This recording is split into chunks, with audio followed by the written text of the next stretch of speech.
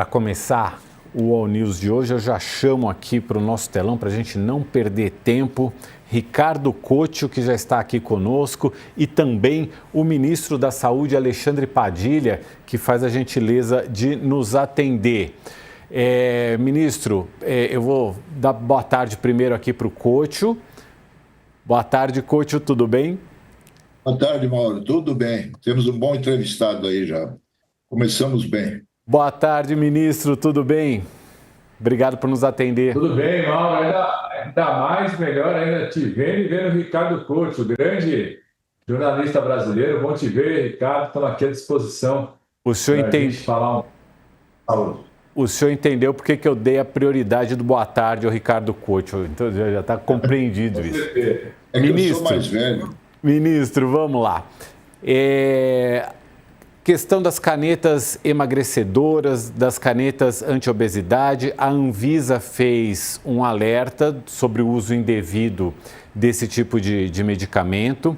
Ao mesmo tempo, a gente sabe que o senhor mesmo já comentou que o Ministério da Saúde até admite a possibilidade desse tipo de medicamento ser incorporado ao SUS no futuro. Quais são as orientações, qual é a sua percepção sobre esse tipo de medicamento, ministro? Bom, Mauro, primeiro, esse alerta feito pela Anvisa é um alerta permanente. A Anvisa já tinha feito esse alerta antes, na própria bula desses tipos de medicamentos. Isso é uma preocupação que existe. Inclusive, todo profissional médico, quando faz a receita desse medicamento, o recomendado, inclusive, é que ele alerte isso para o paciente e também faça os exames de controle. Por isso que toda vez que se toma uma medicação como essa, se faz o controle de amilase, que é uma enzima ali que aparece rapidamente quando tem algum tipo de agressão ao pâncreas. Isso só reforça as pessoas terem noção de que estão falando de uma medicação que surgiu primeiro para o diabetes tipo 2, é utilizado cada vez mais para buscar combater a obesidade, mas que é uma medicação, ou seja, ela exige cuidado. Não é um produto, como muita gente às vezes trata isso como se fosse um suplemento, uma coisa adicional, inclusive de outros hábitos, que pode ser utilizado sem risco nenhum. A Organização Mundial de Saúde, no seu último relatório, no final do ano passado, reforçou a preocupação em relação à obesidade. Os dados do Ministério da Saúde apontam o crescimento da obesidade e do excesso de peso no país. A gente saiu de 2006 em torno de 42% de pessoas adultos com excesso de peso para mais de 60%.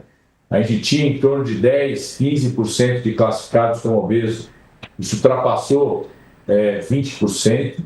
Então, é uma preocupação de saúde pública. Isso tem a ver com os hábitos de sedentarismo, com a alimentação. Por isso, a gente até lançou um programa chamado Viva Mais Brasil. A gente retomou o programa das academias da saúde, o Ministério, o governo do Brasil, financiando os municípios para construir academias públicas da saúde. Colocamos um recurso que permite que os municípios contratem professores de educação física, fisioterapeutas. Então, tem várias ações para combater isso. E a própria OMS também falou da importância de se garantir mais acesso a essas novas tecnologias que o pessoal chama das canetas emagrecedoras. Isso passa principalmente pelo preço hoje, né? Hoje são preços muito elevados. Então, esse é um debate que o próprio Ministério da Saúde faz. A Anvisa tomou uma atitude importante e foi solicitar para todas as empresas nacionais e internacionais que tenham capacidade de produzir uma desses medicamentos, que está para expirar o prazo legal de patente agora no mês de março, período de 20 anos de patente seguindo a lei, para que a gente possa ter outras empresas que produzam, que tenham uma oferta maior no mercado, com isso derrubar o preço. E o Ministério da Saúde analisa, por recomendação da própria Organização Mundial de Saúde, como ter mecanismos de maior acesso a esses medicamentos e analisar, inclusive, em que condições possam ser incorporados ao SUS esse tipo de medicação. Cotio. Boa tarde, ministro. Queria saber como é que está o processo da quebra de patente. O senhor falou da questão do preço, né? O patente está para ser quebrado, porque esse é o problema central. Todos esses problemas que estão acontecendo aí é que o pessoal compra contrabando, né? Compra produtos sem certificação. Quando é que isso vai estar resolvido, essa questão da patente e de baixar o preço? Ricardo, no mês de março agora de 2026, vence o prazo legal da patente de um desses medicamentos. Então, por isso que a Anvisa solicitou para empresas nacionais, empresas internacionais que queiram fazer o registro no Brasil e comercializarem um desses medicamentos, como se fossem os genéricos, né? Entre aspas, poderem fazer o registro. Isso pode colocar 10, 15, 20 novos produtos e com isso vai derrubar o preço, não tem dúvida nenhuma em relação a isso.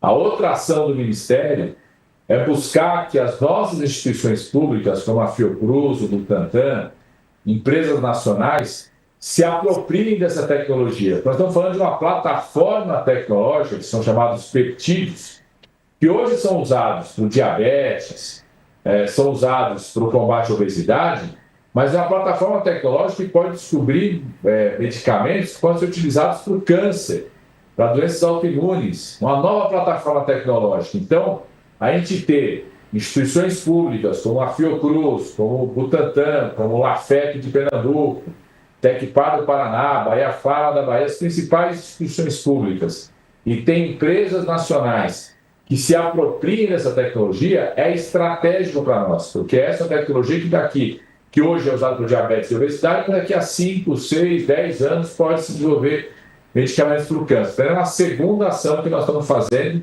para que o Brasil tenha cada vez mais essa tecnologia, com isso possa derrubar o preço, garantir acesso à população, inclusive do SUS. Ô ministro, agora só para eu entender, porque tem um projeto de lei no Congresso, inclusive ontem foi votada a urgência desse projeto de lei que quebra a patente desses medicamentos, dessas canetas emagrecedoras.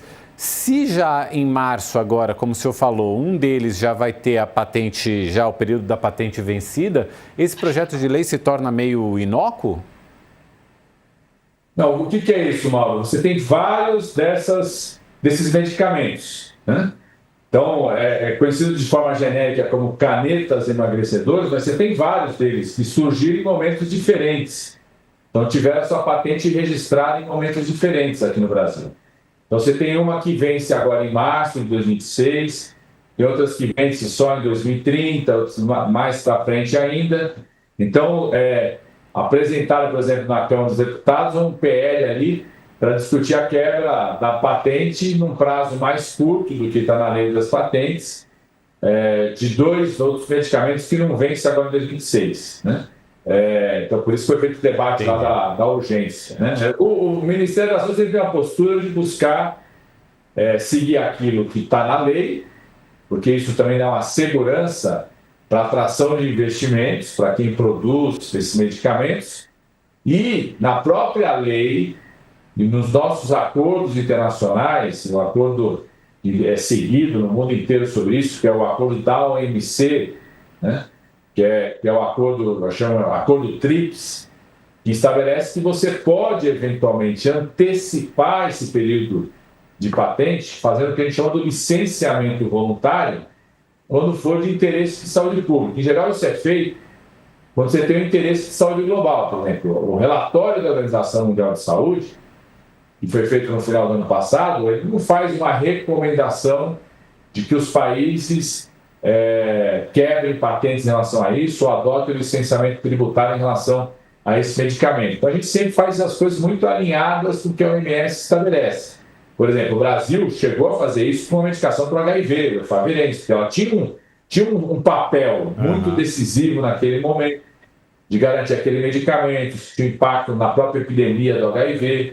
Então, durante a Covid-19, se discutiu muito o licenciamento compulsório, seja de vacinas, que depois, inclusive, foi aberto, né?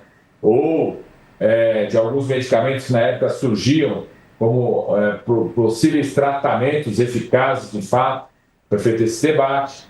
Não é esse debate que a Organização Mundial de Saúde fala hoje em relação a essas canetas, de defender que se passa por esse licenciamento compulsório nos países. A gente segue muito o que a OMS estabelece, mas ela fala uma coisa assim, que os países tomarem medidas e convoca as empresas, inclusive, para baixar os preços, para a gente ter algo acessível em relação a isso. O que está acontecendo hoje, inclusive, é uma coisa muito grave, que são antigos produtores de insulina, que é uma medicação tão importante para quem tem diabetes, migrarem a sua planta industrial, parar de produzir insulina e passar a produzir essas canetas emagrecedoras, porque o lucro é 10, 15 vezes maior. Isso é muito grave, chegou a levar uma crise de abastecimento de insulina em 2024, 2025. Felizmente, a gente no Ministério da Saúde conseguiu fazer uma grande compra internacional para garantir o abastecimento de insulina no setor público. Nós fizemos 2 parcerias estratégicas, uma com a Índia, outra com a China, que fez com que o Brasil voltasse a produzir insulina 20 anos depois, que está produzindo insulina Largina e a insulina recombinante, 2 plataformas tecnológicas ultramodernas. Estão produzindo aqui no Brasil agora, na parceria da empresa nacional privada brasileira, com a empresa internacional, uma da Índia, outra da China, com as nossas instituições públicas, uma Fiocruz e outra Funed, dando garantia de oferta de insulina pelo SUS para a população brasileira, mas, de fato, o mundo passou por uma crise internacional de oferta de insulina por conta dessa migração. Ou seja, empresas, a OMS critica isso, ela não pode só visar o tamanho do seu lucro, parar de produzir insulina para produzir essas canetas, porque tem 10, 15 vezes a mais de lucro. Couto, o ministro tem mais um minutinho com a gente, você quer fazer a última pergunta? Mas tem que fazer uma pergunta aqui. É o seguinte, o PT está procurando um candidato a governador e está com dificuldades para encontrar um nome. Ninguém quer, o Alckmin não quer, o Haddad não quer. Você já pensou nisso? Se você for chamado, você topa? Eu já pensei e já disse desde o começo que não. A única eleição que eu vou disputar esse ano, viu, Couto, é ajudar o presidente Lula a ser reeleito e não deixar quem foi responsável por mais de 700 mil vidas no país na Covid-19, quem faz campanha contra a vacina, quem, inclusive, ganha dinheiro fazendo campanha contra a vacina, voltar a governar o país. Né? A dedicação é com o presidente Lula. Eu acho que você tem, no governo hoje, a gente tem pelo menos 5 quadros, Couto, que tiveram um papel muito importante na eleição de São Paulo em 2022. O ministro Fernando Haddad foi nosso candidato a governador, o Márcio França, que foi candidato ao Senado, a Marina Silva, que foi uma das deputadas federais mais votadas, a Simone Tebet, que não estava em São Paulo, mas São Paulo foi onde ela teve a maior votação dela no Brasil como um todo, e o Alckmin, mesmo como candidato a vice-presidente nacional, o Alckmin ajudou muito a campanha em São Paulo, como ajudando, rodando junto com o Haddad, rodando junto com o Márcio França. Então, nós temos 5 que é um time de futebol de salão. Acho que para mim, os 5 estão escalados. Discutir qual que é a posição de cada um. Por mim, a gente escalar esses 5 aí, acho que o time do presidente Lula pode ter um grande desempenho no estado de São Paulo. O vice-presidente Alckmin foi candidato a vice-presidente, mas ajudou em São Paulo, pode repetir isso de novo, né? E cada um discutir, fazer uma discussão aí com os partidos, com as suas políticas de São Paulo, com o próprio presidente Lula, qual a posição que esses 5 podem ocupar na disputa de São Paulo, mas ela é muito importante. Eu sempre falo, a vitória do presidente Lula, embora ele tenha perdido no estado de São Paulo, a votação dele em São Paulo foi fundamental para garantir a vitória nacional. Ministro, mas nem para deputado o senhor sai? Não, vou ficar no Ministério da Saúde até o final, viu, Mauro? Não vou ser candidato à reeleição de deputado. Tenho muita honra de ter sido deputado, de ter sido reeleito, mas tenho mais honra ainda de ser ministro da Saúde pela segunda vez. Tenho um compromisso com o presidente Lula quando ele pediu para eu vir para cá em março do ano passado. Perguntou se eu me dispunha a não ser candidato para ficar mais tempo no Ministério. E desde o começo eu falei para ele, presidente, não tem nada que me honra mais que ser ministro da Saúde de novo e está te ajudando a conduzir as suas ações de governo. Então, a única eleição que eu vou disputar é ajudar o presidente Lula a ser reeleito e derrotar quem quis destruir o SUS e quem quis destruir o Programa Nacional de Imunização no nosso país. Deixar essa turma voltar de jeito nenhum.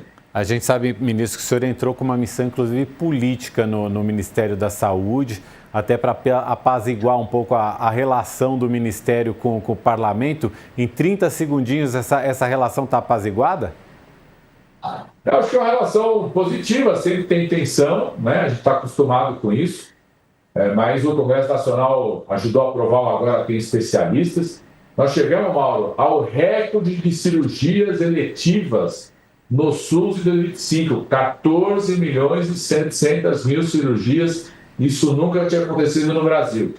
Graças à parceria do governo do Brasil, com os estados, municípios, Santas Casas, hospitais privados que passaram a receber pacientes do SUS pelo laboratório especialista, e agora esse cliente foi aprovado pelo Congresso Nacional. Uma aprovação muito importante para a gente. Então, tem sempre relação de discussão, mas eu acho que a gente pode caminhar para frente. A gente volta a conversar sobre isso, ministro. Por hoje eu agradeço ao senhor por nos atender aqui no All News. Volte sempre, uma ótima tarde. Um grande abraço, Mauro. Muito feliz de ver, Ricardo Couto. Um grande abraço para vocês. Obrigado, ministro.